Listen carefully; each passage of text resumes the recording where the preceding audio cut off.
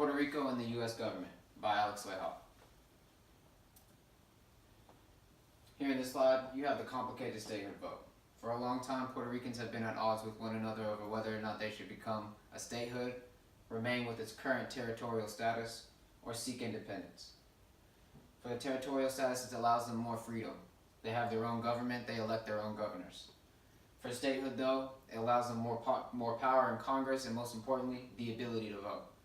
As you can see here in the graph, the large majority of people, 97.18%, prefer to become a statehood. But the most important statistic here is that only 23% of eligible voters voted, making the results rather misleading. I think these complicated results make an accurate representation of the current political landscape in Puerto Rico. Here is the miscalculation of the death toll. Here you have several different death counts for Hurricane Maria. The Trump administration's official first count was 64, but as you can see here, the New England Journal of Medicine has it as high as 4,645.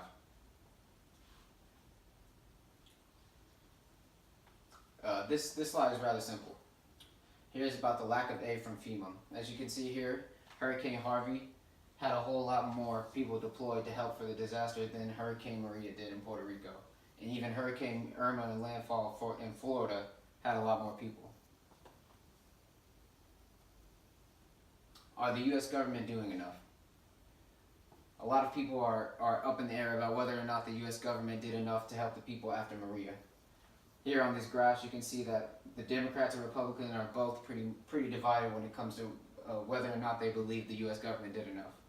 Around 74% of Democrats believe they did, and around 74% of Republicans believe they didn't. It's about half and half. Much of the public, however, blames the problems restoring Puerto Rico on the federal government, and half on the Puerto Rican government.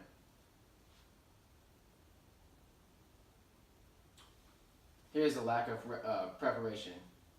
Here you can see that according to the U.S. government's accounts, they accounted for 53% of the population to be impacted by Hurricane Maria, but the actual impact was 95%.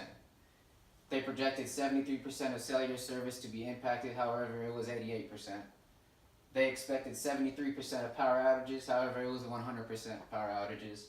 They expected 56% of hospitals to be impaired, however it was 92% of hospitals to be impaired.